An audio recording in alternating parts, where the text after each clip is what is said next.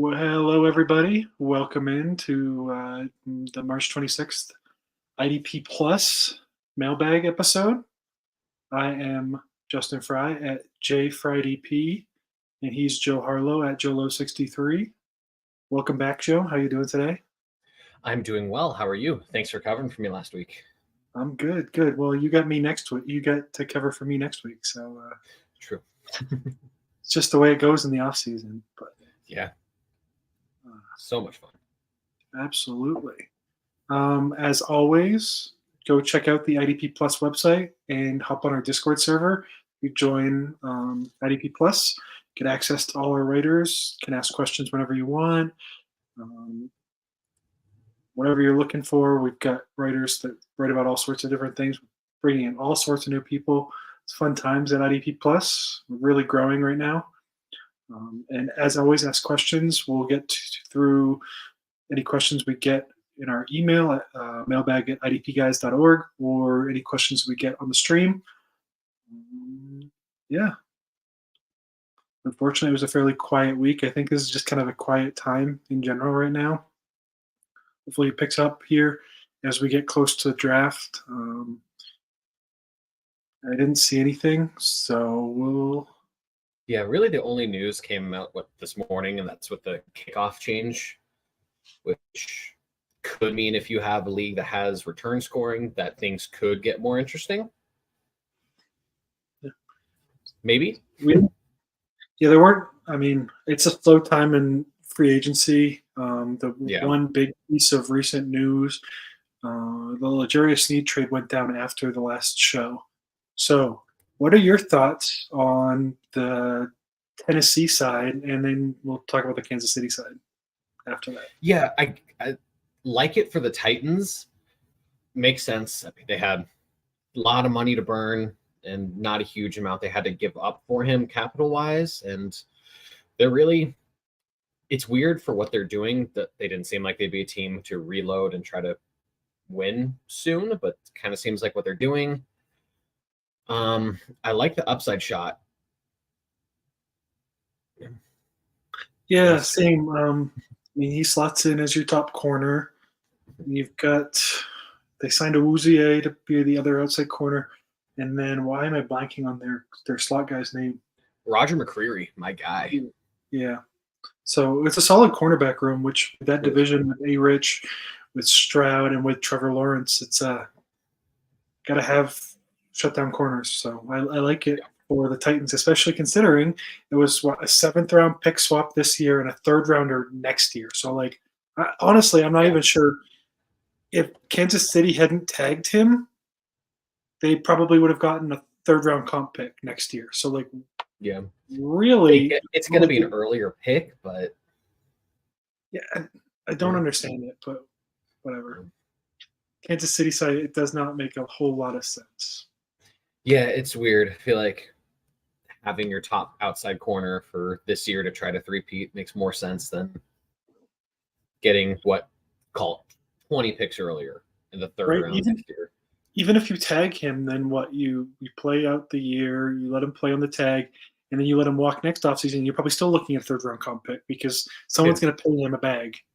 Yep. Yeah. I like it IDP-wise. I like it for Roger McCreary. It means he's going to stay in the slot where he is better at and is a good player there. I am a little worried for Trent McDuffie, in all honesty, just what they did when the Snead being the chief slot corner until McDuffie came in. I'm wondering if they, at the end of the 1st round, do they pick an Ennis Rakestraw, or end of the 2nd round, an Andrew Phillips, a slot guy, and then do the same thing where they move McDuffie outside. That's a concern for me in your cornerback leagues, but it's not something I'm super worried about now, but I think there is a way where he ends up being an outside corner. I mean, for sure. Yeah. But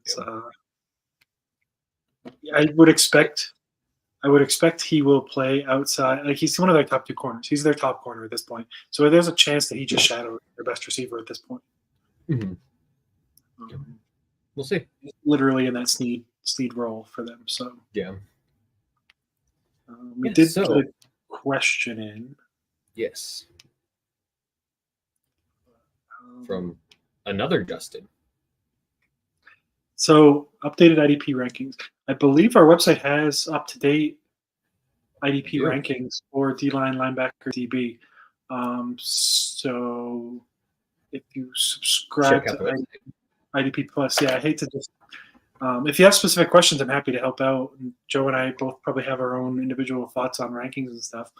But when are you looking for like rookie rankings? Because we're gonna, I think, talk a little bit about rookies here. Yes. But our website's got, I believe, a lot of them. They should be updated. If not, let us know. Be happy to. I could share my stuff. Yeah, I know one thing we do is that we constantly have some mock drafts going on to get some updated ADPs just within the staff. So that helps out, keeps rankings a little more updated. But, and no need to apologize. Thank you for the question. Yeah. Ooh. Okay. That's a great one. So this time of off season, I am the only spot I'm buying, unless I'm a contender, is D-line. So for me, I will build front to back. I think that's fairly chalky. Some people like linebacker a little more. It depends a little bit on league settings. If it's really tackle heavy, then I can understand linebacker, especially guys who get big deals that have a little bit more stability. Like an Azeez Al-Shaair, I'll buy right now at linebacker, but that's the type of guy.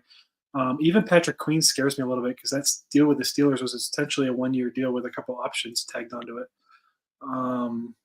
Cashman has more job security in 2025 with the Vikings than Patrick Queen does in Pittsburgh. But for me, essentially, D-line, especially edge players, those players are the ones that it's more skill-based for me. Like, good edges will have a solid role regardless. Whereas linebacker, if they're on the field, they're going to put up stats. They're going to get tackles. Like, that is their job. So whoever it is, it really doesn't matter as much. And DB's even harder to project. Yeah. So for me, I'll build it back to, or front to back, sorry. So I'll start along the D line, then move to linebacker, then DBs. I mean, Josh Metellus was a top 10 safety DB overall last year, and dude was probably on waiver wires in a lot of dynasty leagues to start the year. Probably was rarely picked in redraft, but you can find guys like that. Taylor Rapp into the season as their fourth safety. Yeah, so. Taylor Rapp is an example right now of a guy who's probably sitting. If your waivers aren't open to start the offseason, Taylor Rapp is probably sitting available on waiver wires and is likely the starting strong safety for the Buffalo Bills. So he's in a really solid role where you're probably picking up a top 20-ish safety with upside. He's still young. He can play that strong safety role really well. He's not great if you put him deep, but as a strong safety, I'd be excited to get him on my roster. What about you? Sorry, I kind of monopolized the time a little bit on that one. But no, you're good. I agree for the most part. I lean at this point, especially, I would want to buy high upside edge players. As we get closer to the year and roles kind of start aligning more, I'm more willing to buy linebackers, but typically, and this is a redraft versus dynasty thing. In a redraft, I would flip it linebacker, then D-line, dynasty, the other way around. Yeah, I'm just assuming if you're drafting this early right now, you're playing a dynasty league. Yep. I would agree. I guess maybe you could be doing it. I don't know if any of the best ball websites do IDP, but they should. It'd be fun. That'd be fun. But yeah, if I'm doing that, I'm probably still taking a dynasty approach to it, where I'm going to pick the D lineman first, and then shotgun approach linebacker, where I'll draft more of them. Yeah, I think that's totally reasonable. So sticking with the D line, one more question from Justin here, talking about the Raiders: Maxx Crosby or Christian Wilkins? So I think it's got to be Crosby. The one spot where I might caveat that is if it's like a tackle-heavy league where sacks aren't worth as much.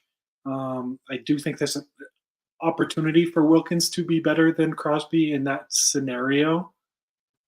But any real balance, like an IDP 1-2-3 or anything like that, you're gonna want Crosby. No sacks. I mean, he was what, top 5 player each of the last few years at his position. I mean, yeah, I would much rather Crosby. So I guess one question here, if you are in a league on like MFL that has D tackles, does that change your opinion on this at all? It would depend on if there's a premium. Like, so the IDP let's go with like the invitational king scoring. Yeah, I think there's an extra half point per tackle for D tackles, if I remember right. If the roster settings are on MFL, okay. So, Justin, curious, is it like a start 2 D tackle, 2 edge? Because like the invitational, for example, it's start 3 edge and 1 D tackle. So I'd still prioritize edge. And now we love answering your questions. That's what we're here for, Absolutely. Man. So go ahead and keep asking. My only question back to you is what are your starting lineup settings? If you don't mind, specifically edge and D tackle. Because in a vacuum, I'll still take Crosby. I would agree there. But if you have like start 2 D tackles, start 2 edges, I would be more willing to pivot off of that because it's going to be harder to find good D tackles, especially if there's any kind of premium. Do you agree with that? I just completely do. Okay. Do you want to answer this next question? Yeah, can do that. Derwin James, is he still number 1 DB? That's a really good question. Feel like you're more the college football guy than me. So with the Michigan D coordinator, all right. Sorry. Well, should we finish up with the Crosby one? He just answered that. And then we'll come back to Derwin.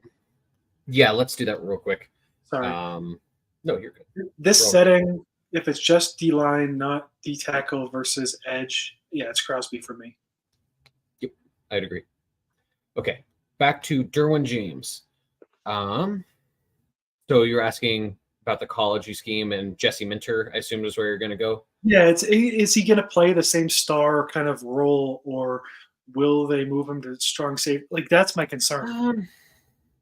Yeah, I do feel like that staff, especially with Harbaugh and all of his sub people, employees, whatever you want to call that, words are just escape me. They're all really good about adjusting and not being married to a specific scheme, minus Greg Roman.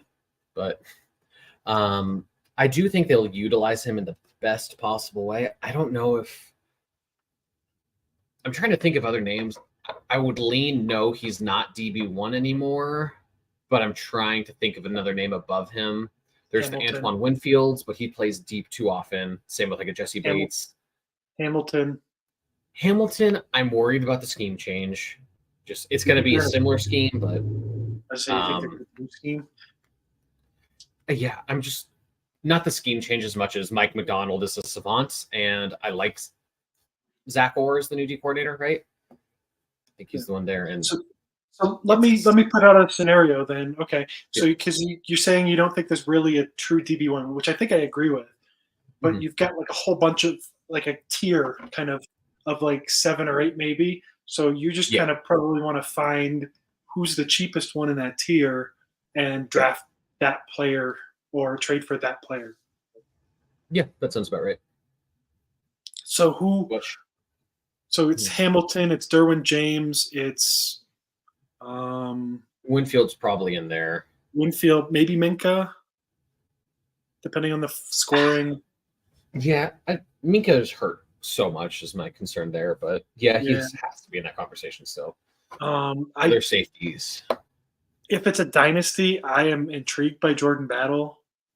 It's probably a little high for him. He'd probably lead off the next tier for me, but he's one that I would be super interested to get. I am more bullish on him in that scheme than anyone else.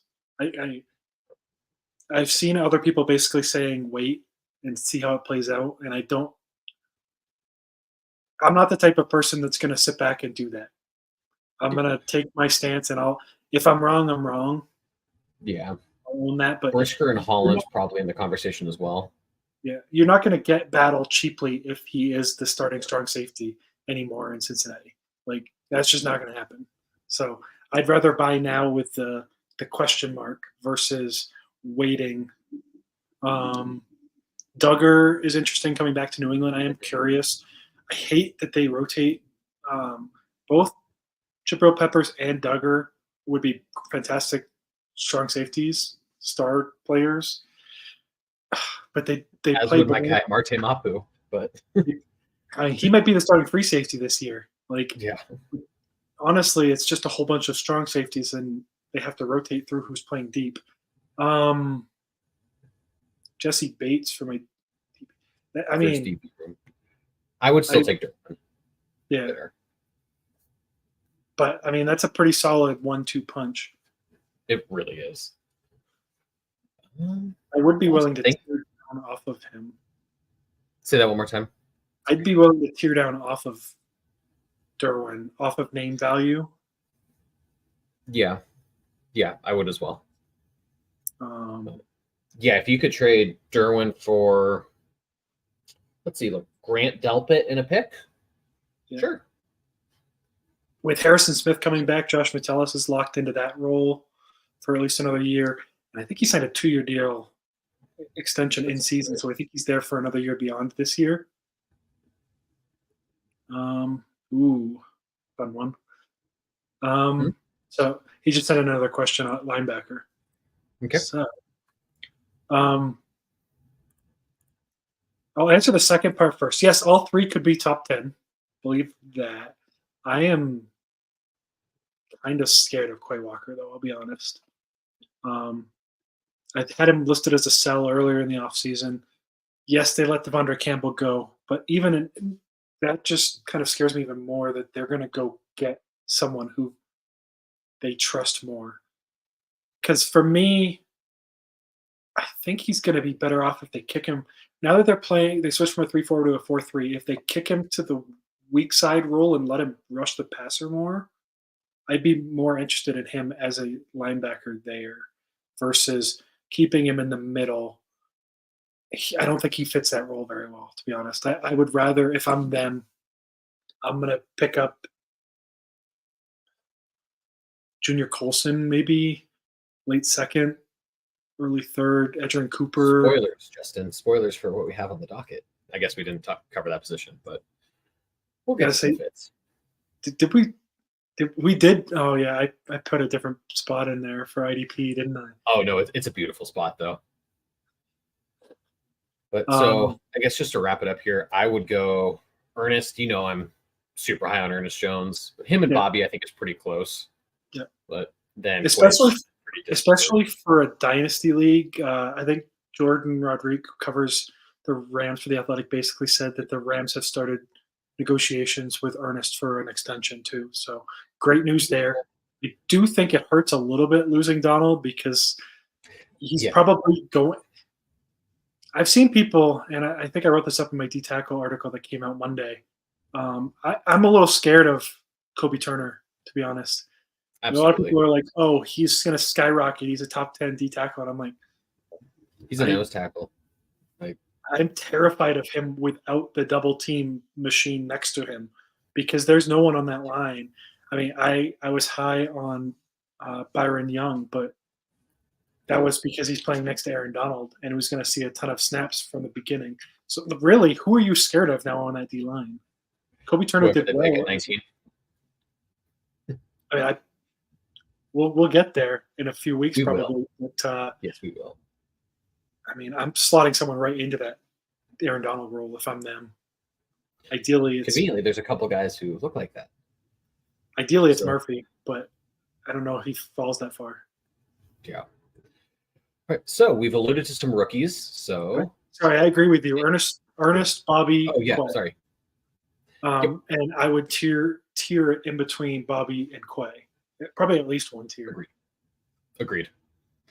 So we were talking about rookies a little bit, and I know Justin and I are super into the weeds with rookies, but we know everyone else might not be.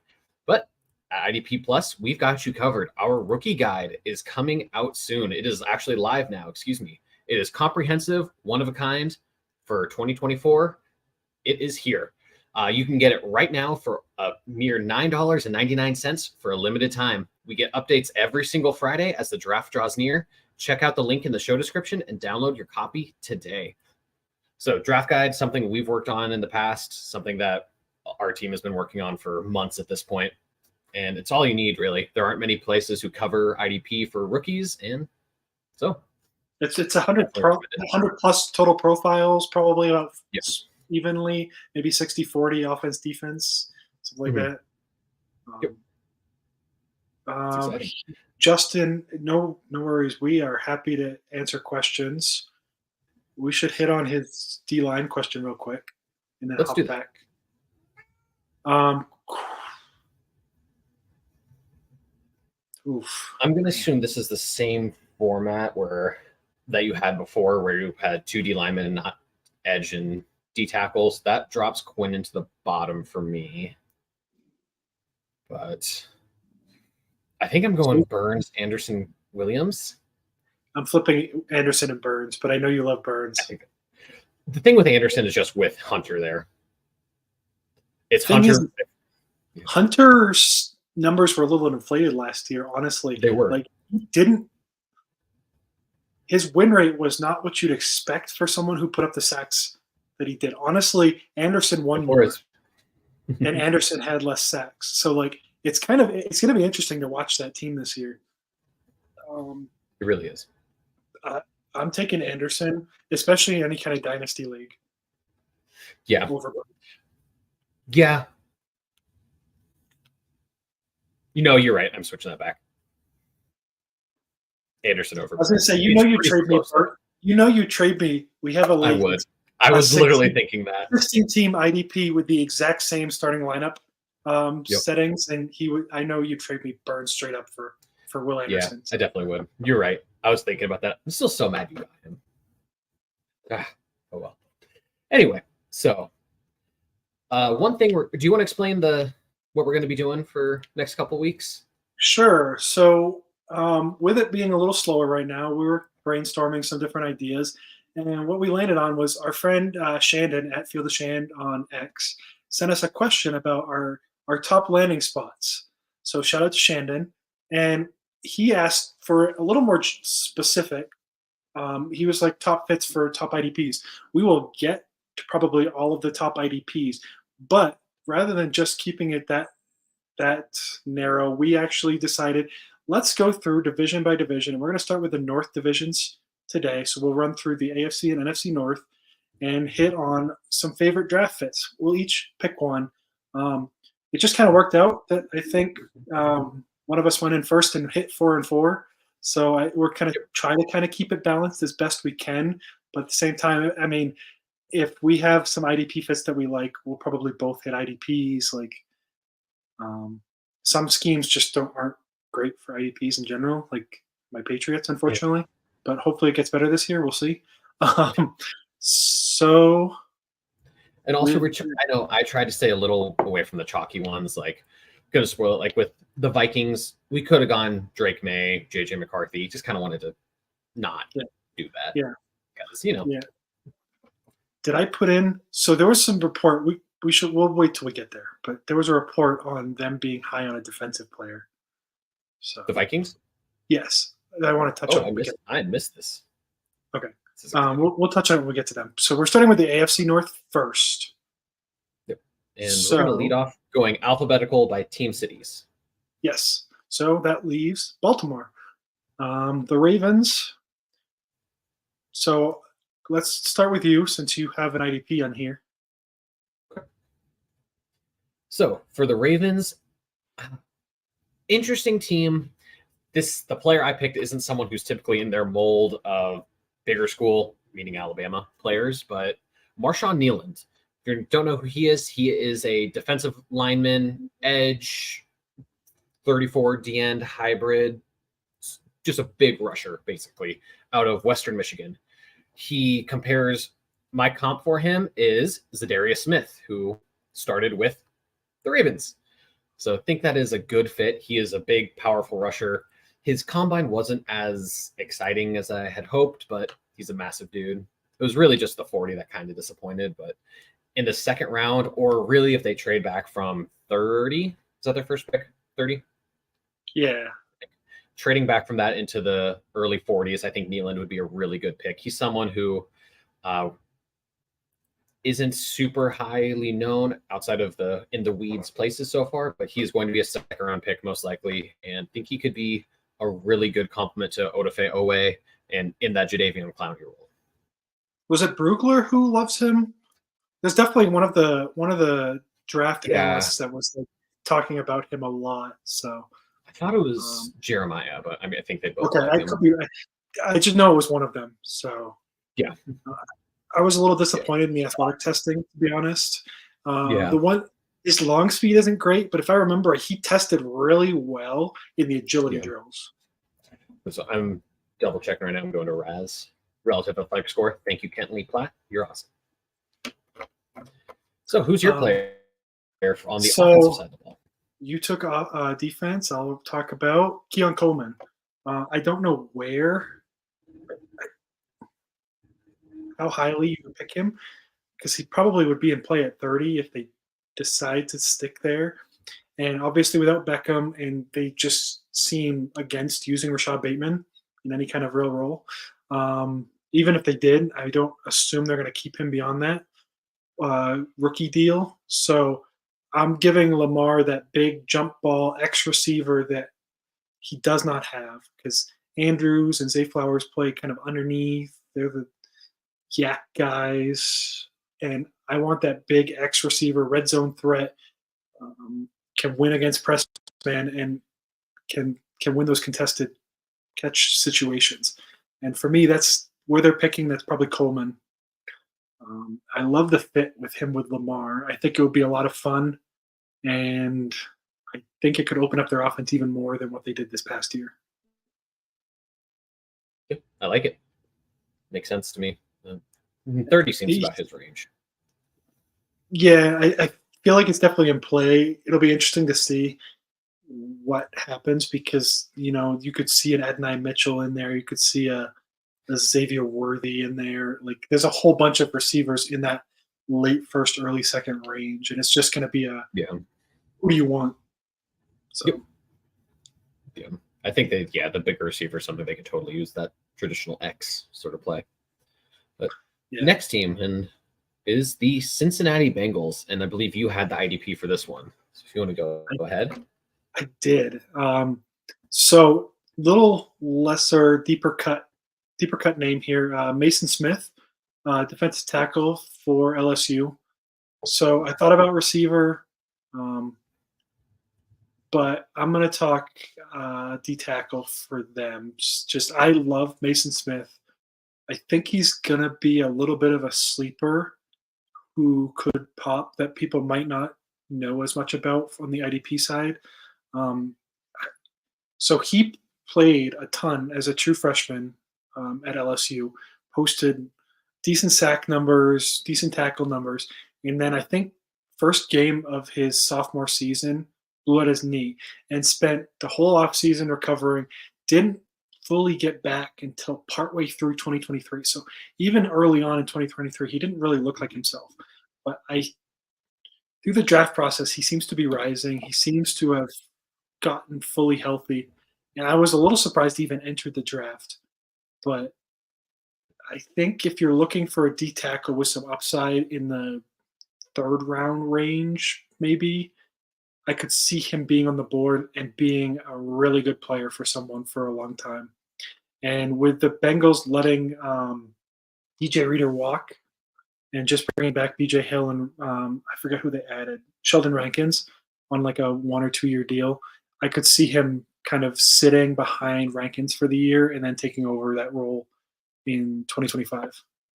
Yeah, Smith was talked about as a potential first rounder going into the season, but struggled a bit. So yeah, he just was not healthy. Speaking of, let's hit on your offense. Oh, okay. Never mind. Thought this would fit a little better. That's all good either way. Logan Wilson, then, since he goes defense. I'm still excited. I think he's still a solid second linebacker. There's really no one there to take away from him. He plays every down. He's got a decent contract for the next few years. Jermaine Pratt's so hit or miss. Yeah, and with Hill still there, they still have that big body guy, so they don't. It's a little bit of a concern. Like I think I wrote that up a little bit in my D-Tackle article that published on Monday. I was a little concerned going from Reader to Rankins, but it's not enough to really drop Wilson. Like I don't think defenses are really going to be able, or offenses are really going to be able to get to the second level that much better to stop him.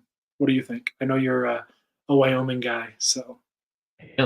Yeah, totally agree. Think makes sense. It would not be concerned now if they went with a linebacker in the second round. I'd be a little concerned, just like, what are you guys doing here? But if they go, offensive line, what just happened? Offensive lineman in the first round. The player I'm going to talk about next in the second round, and then Maason Smith in the third. I'm feeling pretty good about Logan Wilson still as upper level linebacker too. Yeah, mid-level, top 18, linebacker 15-ish. Yeah. Sweet. So let's get into my next name. This is my favorite wide receiver in the entire class. Not the best favorite. That is Washington's Jalen Polk, the number 2 receiver for them and for the Washington Huskies this season. And I just think he's an awesome player. He fits that bigger receiver power slot ability. He inside-outside versatility, runs good, not perfect routes, really good hands, and is a dominant ball winner. Sounds like T. Higgins, doesn't it? Except I think he's a little better. As a prospect, I've always been a T. Higgins hater, though. So I think he could very well be that Tyler Boyd, Higgins, where they like to interchange them from the slot and outside this year. And then I really don't see a way where Higgins is there next year. With a trade demand, etc. So then if he slides into that wide receiver 2 role with Ja'Marr Chase as the 1, I feel really good about him going forward. And yeah, Polk, I think, is just an awesome receiver.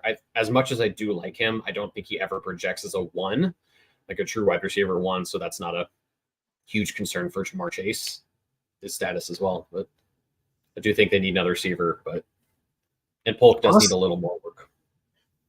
Honestly, it's like a better fit anyway than T. Higgins I agree with him, in my mind at least, because both Chase and Higgins can play X. So I think right now they probably have. Higgins has to be the X. So I think Chase is the flanker, and I think Polk slides in better as the flanker and kick Chase to X. Let him run a lot of those slant routes against press man and say, "Go ahead, try and stop me." Yeah, and that's another thing I do really like with Polk is that he can be an X for a little bit. He's not like a true X, but can do that. He can do a little bit of flanker stuff, can do slot. And Chase is top 10 at all 3. So you get a lot of versatility there. So then question here for where Higgins goes.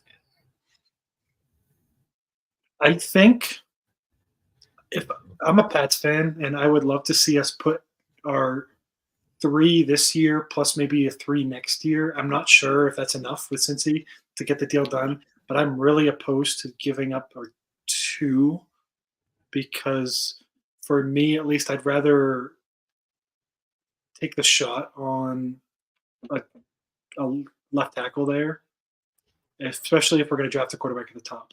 But I think New England makes a lot of sense. They clearly need the X receiver. Like they have the rest of the depth chart at receiver filled out. They just need to drop someone in who can do that role. If I'm not putting him on the Pats, I don't think they want to trade him to the Jags, but the Jags would make a lot of sense. Yeah. Getting back to Trevor Lawrence. I assume they put him in the NFC. Carolina? The Cowboys need a lot more help other spots, but he would be a better fit at X and put CD somewhere else because he can do it, but he's better if you probably put him inside and let him play in the slot and play those 2 off of each other. good luck stopping that. Yeah. Panthers, I think, makes sense, but yeah, if I'm the Cardinals and I trade out of 4, pick up 11 and 23, I already have 27. I'd trade one of 23 or 27 in a heartbeat for T. Higgins. Yeah, trade 27, get Higgins in the third or something. That's pretty good business. Yeah, that would be a pretty good fit for him. I think that might be my favorite, talking through it. Alrighty. So next team up is the Cleveland Browns. I think you had the IDP again here. Yes. Yeah. I don't. My favorite player. I don't love this guy. He's decent, but I think the Browns make a lot of sense. So it's Jeremiah Trotter. I don't love. I honestly still don't know how athletic he actually is. We got testing, I think, coming up. I think he missed the pro day because he was still hurt, but he's got like his own testing day coming up in early mid-April. And they signed Jordan Hicks to be their middle linebacker and let Owosu Koromoa play, I think, the weak side role in that Schwartz defense, which makes a lot of sense. And for me, that's kind of a really good fit for Trotter to have that athletic linebacker next to him, because he is not that. He looks like a downhill thumper, but he honestly doesn't bring as much thump as you would like to see. So I'm a little curious honestly, it was a little bit of what's Clemson doing, because I couldn't figure out what kind of role they actually wanted him to play a little bit on defense. Like, it wasn't the role I would have put him in watching him, but Clemson's weird right now. So I know you're not a big Trotter guy, but very much not. But it makes sense. I do get it. It makes sense. This is a spot that I thought of any spot where I was going to put a Trotter. That's kind of where I would try to put him, is next to someone like Koromoa. Yeah, and it's not someone you need to spend your second round pick on 54, so it's going to be in the 80s range or even your fourth rounder. So it makes sense.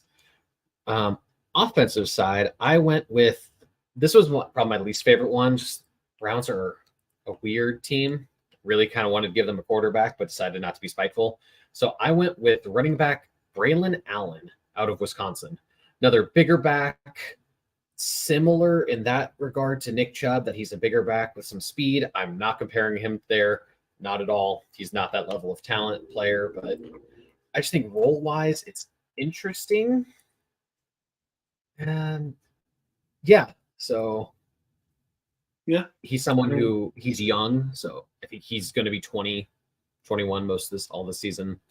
So I think he turns 21 at the end of the year. I think so. I think he's going to play. I think I remember his birthday's like November or December, and he's going to play basically his whole rookie year, 20. Yeah. It's like he's someone who, even though he's had a lot of tread on the tires, he's still so young. It's like, yeah, his whole freshman could be used, year was like 17. Mm-hmm. What do you think of that one? I like it. Yeah, I don't see the Browns spending a premier pick, like a second rounder on a running back. So I could absolutely see something like a Braelon Allen for their pick there. Makes some sense. I did want to put a running back there too. So yeah, this one's hard. This is a difficult class with running backs. It's a weird one. Yeah, there's a lot of good ones and 1As and committees. Like, that's what you're going to get with a lot of these guys. There's no Bijan, there's no Gibbs. Yeah. If you want some more discussion on running backs, check out the most recent Rider Dynasty podcast that dropped last Friday through IDP Plus, featuring yours truly, JJ Winter, and our new addition, Jameson Hutchison. We talked about running backs. So yeah, check that out. So last team in the AFC North, the Pittsburgh Steelers. Again, you had the IDP here. Apparently, I'm just going IDP heavy right now. So I threw in Kris Jenkins, defensive tackle from Michigan. Cam Hayward is fantastic, getting a little older. Keanu Benton was a fantastic pick in the second round, I think, for them last year. So I think Kris Jenkins in the second would be a fun replacement long term for Hayward. Maybe Hayward plays out one more year this year and then decides to retire or something. I'm not sure, but I could see him slotting into that role and being a lot of fun for an IDP manager starting in 2025 while kind of being in a rotation a bit this year. What do you think? I like it. At first, when I saw this in the doc, I was like, they just took Keanu Benton. Wait, okay. I think it's a very Steelers pick. Just adds so much beef up front. I think it'd be athletic beef too. It's not just a bunch of stumps there. That'd be a fun interior, honestly. I really like it. Yeah, with Highsmith there, I mean, Watt's getting a little older, so I mean, you want to keep beefing up that D line if I'm them. Yeah.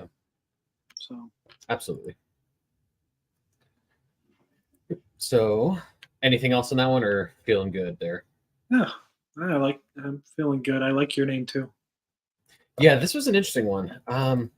Really, if I were to do anything here for the Steelers on offense, I would want them to go O-line, but this is a fantasy show, so we're not going to do that. I went with Brian Thomas Jr., the other receiver from LSU. Crazy that he's the other receiver, and I think there's a legit case he's wide receiver 5 in this class. Insanity. But he's kind of similar to George Pickens in that he's very limited route runner through college, wins deep balls well, has some wiggle after the catch, but it's not a one-to-one comparison, but similar roles. But with the quarterbacks they have, you don't want Russell Wilson at this point in his career or Justin Fields having to read a lot. You just kind of want him drop back and chuck it. And these guys can do that, can go win those. So I think it's a fun fit. It's a giant wide receiver room. I think it'd be very fun. It'd be great for fantasy. I think having 2 elite receivers makes a subpar quarterback room feel a lot better. It's not like a Washington with a garbage quarterback over the past decade. But it'd be funny with those two, and then you rent out slot receiver Calvin Austin. That'd be hilarious. I didn't even think about that. That's amazing.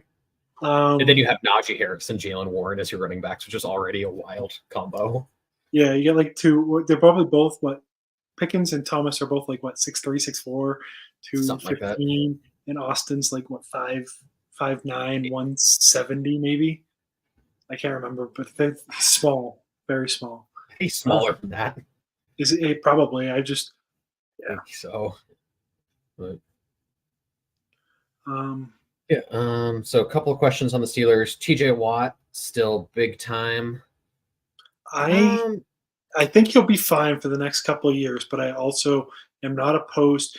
We brought up Will Anderson earlier, and I would happily trade off of Watt for Will Anderson right now. Absolutely. He's been I'm lower on Watt. His metrics aren't great, so I think the drop up's coming. He's been dealing with injuries so much recently too. Like you start to see that, and they don't ever then become healthy again. I feel like when they start battling nagging injuries all the time. I do think he'll be fine whenever he plays. It's just how much does he play? Yeah, that's really the question.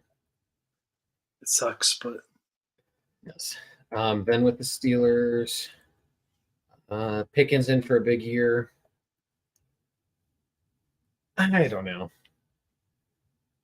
I'm not a huge Pickens guy, honestly. I kind of think he gets a lot of hype for not having done a whole lot. So he looked pretty good without Deontay last year. My question is no one ever really liked Drake London when Arthur Smith was there.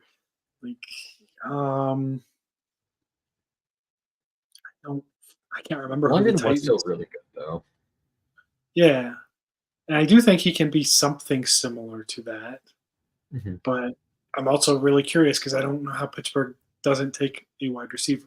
So what wide receiver they take, in my mind, makes a lot of difference for what to make of Pickens for the upcoming year. He should be fine in 2024. Like, he can do a lot of what Russ did with DK Metcalf well. So I am kind of curious that he does not fit. If Fields plays, he does not fit with Fields because I don't think he's a I'm going to separate and get open. And Fields is not an anticipatory thrower from what I've seen. He waits for the guy to get open and then throws it, which is I was hoping he would kind of develop that, and I really don't think players can develop that at this point. But unfortunately, that's why I kind of flipped my tune on Fields a little bit this offseason. Yeah, I do think he'll be fine. I'm just with that. What's really the upside? Is he a wide receiver 2 this year? Hopefully, I think that's the hope. I don't see him being a wide receiver 1, especially if they don't get another good. If it's him, Calvin Austin, some other third rounder. I don't know. Yeah. I don't know. It's hard to see it. I mean, I could see like a Malachi Corley fitting in pretty well there. Somewhat, you get like that makes sense. You get like a yak guy who can also run some of the deep routes. I think that makes That's sense. kind of the type of fit I would put in Pittsburgh. I like Thomas at the top, though. I think he's a better X than Pickens. So I would agree there. Another question on Ladarius Snead. Touched on it at the beginning of the show, but can touch on it real quick before getting to the NFC North. I think it's good for Roger McCreary. Keeps him in the slot. Makes sense for the Titans. Still don't super of outside corners. I think he's one I'm willing to play, but I'd rather find a slot guy. Yeah. I mean, Jags don't have a ton of receivers. I do like him shadowing Pittman and probably Ridley. Oh no, wait, the same team. Just kidding. Yeah, I was like, wait a minute, what, did I miss that? Nico probably, or Dell. Yeah, I think he's a better fit against Dell, and double Nico would be the way I would probably play it if I'm a defensive coach. But because I don't think he has the size to really take away Nico one-on-one. But I don't know. Yeah, for fantasy, he's an outside corner. He's a top 5 outside corner probably for fantasy, but unless it's a quarterback or 2 league, I'm not super pumped for him. Yeah, I do. I think it hurts his value. Totally agree. So we have before we get into the NFC North, let's talk about Expedia. We are thrilled to announce our new partnership with your one-stop shop for the best prices in the travel world, Expedia. Check out the link in the show description and head over to Expedia.com. Their spring sale could net you up to 25% off select hotels if you book soon. And of course, always find the best deals for you so you can just enjoy the ride. Again, check out the link in our description and get your next adventure planned today. So let's get into the NFC North. Start with Da Bears. I think I 4 in a row. Let's do this. Apparently. I wrote a lot more IDP than I thought. You had these 4 and I had the other ones on the outsides. Jared Verse. So unfortunately, this was a little more chalky, but I love pairing Verse and Sweat. If I'm the Bears, I'm not taking, especially now that I have Keon Allen, I am not taking a receiver at 9. I would, if you want to take one in the second, third, wherever they pick. I can't even remember anymore. But this receiver class is deep enough, and I'm putting a potentially elite edge with Montez Sweat. And versus my edge 1, spoiler alert for the article that's coming out next week, who's your top edge. But I just see the potential for, 60 plus tackles and 15 or more sacks. Like, he's got so much untapped potential. The dude was a former high school tight end that went to Albany and redshirted for a year while he learned to play defensive end. Then in 4-game season in the COVID shortened FCS schedule, got 4 sacks, and then put up 9+ in each of the last 3. 1 with Albany and then 2 down at Florida State. People want to nitpick 2023. I mean, he was a potential top pick, so he started to get a little more attention, and he still put up 9 sacks for the Seminoles. So, I mean, I'm excited. I really didn't see – there wasn't a ton of drop-off 2022 to 2023. The guy makes all the hustle plays you want. He tested like a freak. Honestly, Jeremiah made the comparison during the combine, but you put him next to Will Anderson, like numbers-wise, with their athletic testing, and they're real similar. I was shocked because, honestly, I thought he was a little bigger than he was.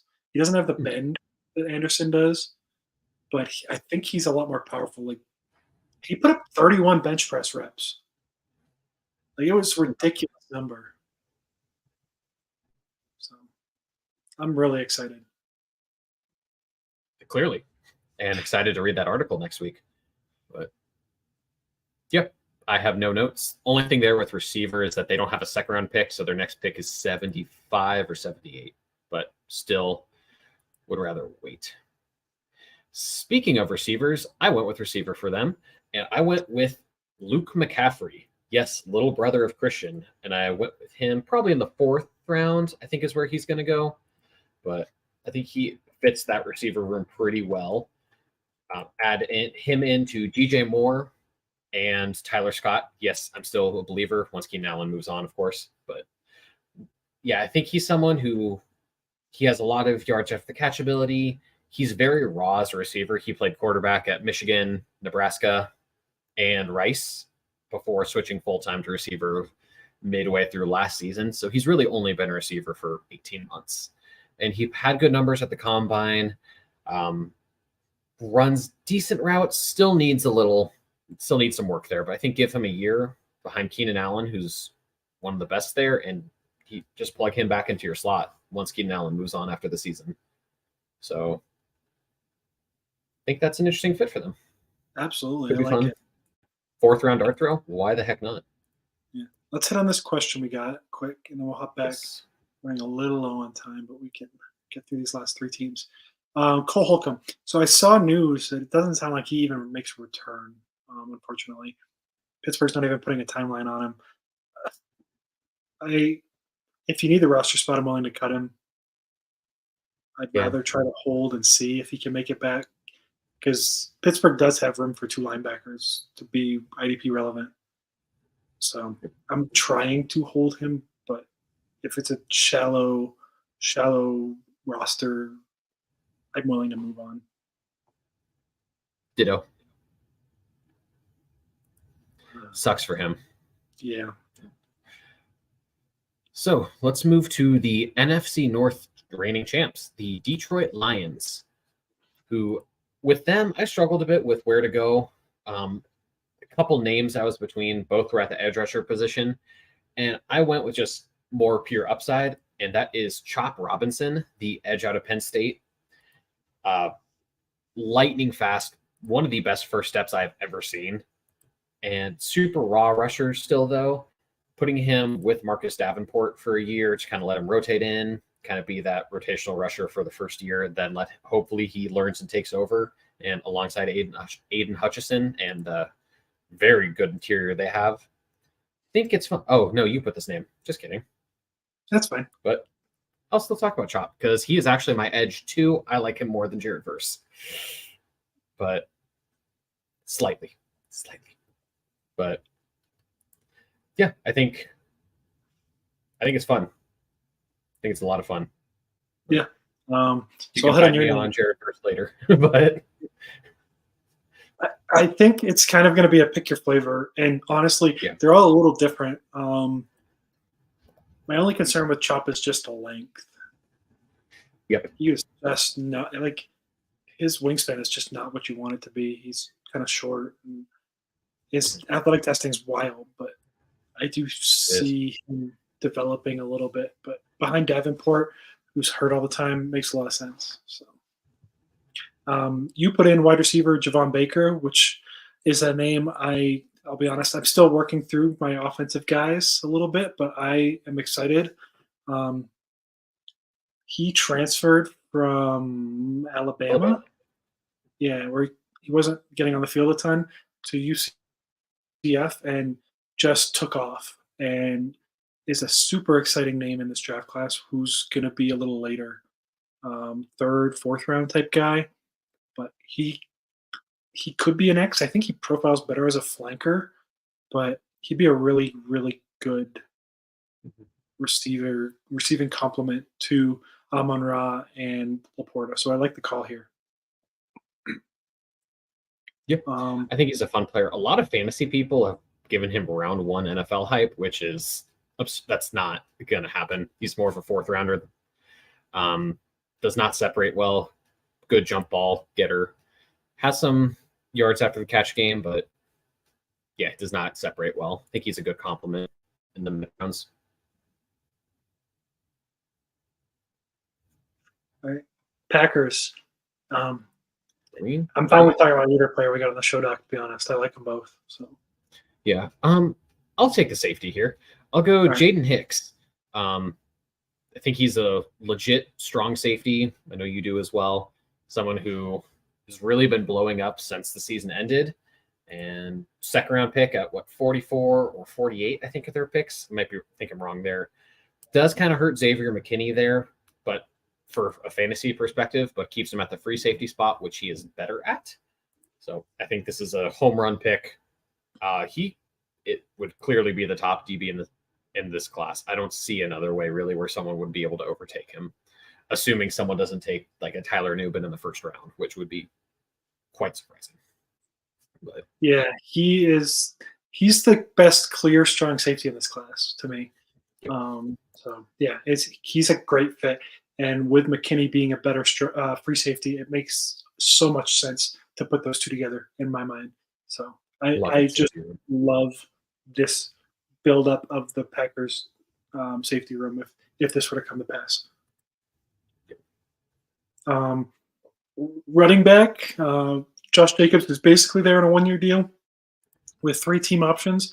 So grabbing a running back like Marshawn Lloyd with one of their 2nd round picks would make a lot of sense.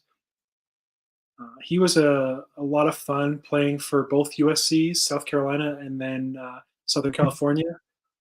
I think he's a better pass catcher than he kind of got credit for at Southern Cal, just because Caleb likes to extend the plays and throw it downfield more, a la Patrick Mahomes, which I think is where some of those comps come from. But he's got fantastic footwork, would be a really fun player to put in this offense with his speed, good contact balance. He would – I don't even know. He'd rocket up ranks, I think, if this were the fit, because he could do that outside zone at a really high level. Yeah. I feel like we're going to put running backs in a lot because, just like you said, it's hard to really hit on some of these offensive players. Like, yeah, you can put some receivers in there, but yeah, and honestly, for the Packers, again, really, I wanted to go with a tackle here, but again, fantasy show.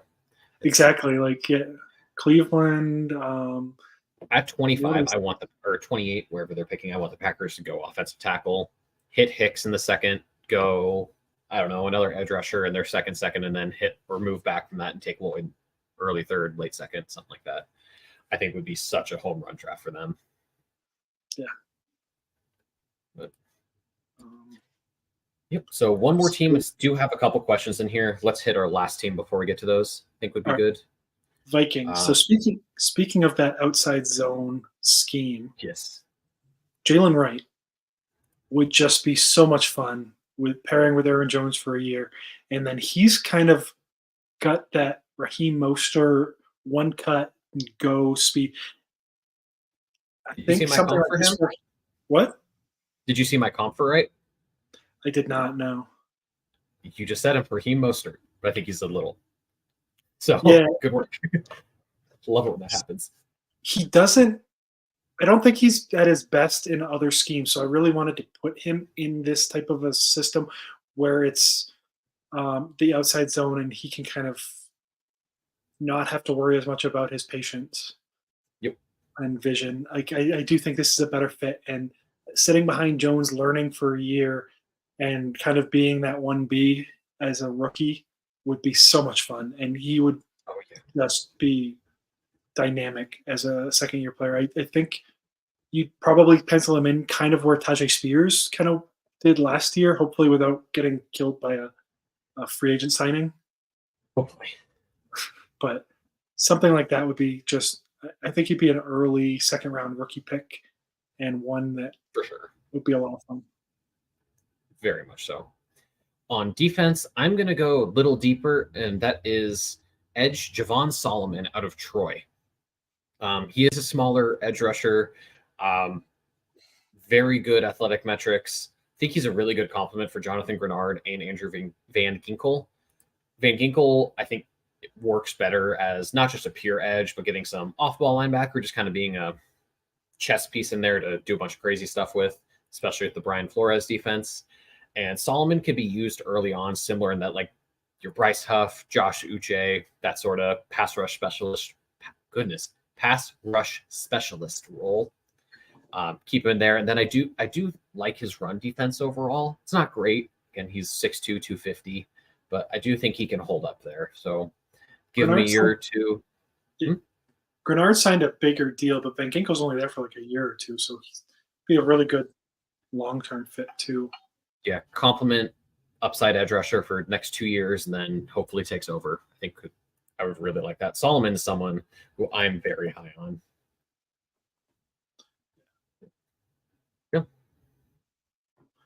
And I believe that is it. Yes. Let's start with Dre Greenlaw with Devondre Campbell. Since it was an Achilles tear, right? It was an Achilles tear in the Super Bowl. Honestly, I don't expect it this season. Yeah, I was just saying, even if he gets back at some point this year, I don't think he's going to post great numbers. I would expect him to be on the PUP list to start the year. I don't think it's as important as like a running back Achilles. Like, I shouldn't say as important. I think the recovery timeline will be shorter for a linebacker versus a running back. Similar to, I mean, not like a quarterback, but I do think they would rely less on that explosion like a running back would. So I do have hopes for the end of the year, but for redraft, Dre Greenlaw is not going to be someone I'm looking at all. Where are you on Devondre Campbell? I really like the fit there. They needed a third linebacker anyway, in case one of the other two went down. I'm a little scared.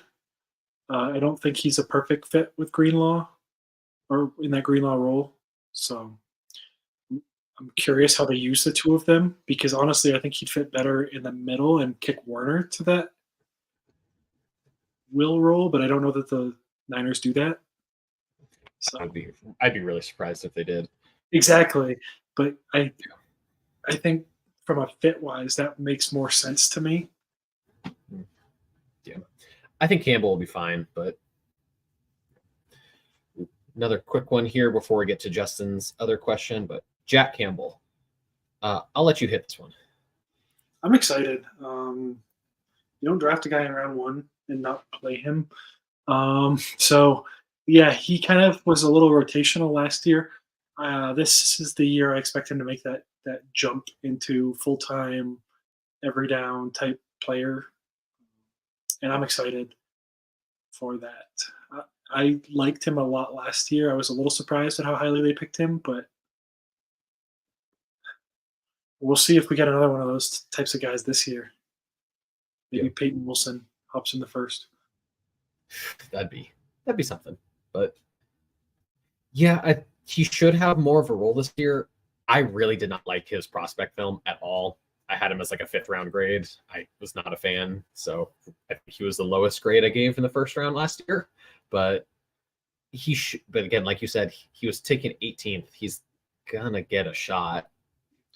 I like him better than Anzalone. So but obviously that's true. Obviously the Lions like him a lot. So I would like to see him take that role from Anzalone. But whether or not he can is the question. Yeah. If someone's selling him cheap, I would definitely take that upside shot. But yeah.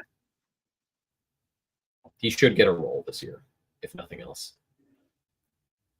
So last thing, Justin wanted to know, and thank you for so many questions, Justin and Mr. Bakes a lot. Really appreciate you guys and all the interaction.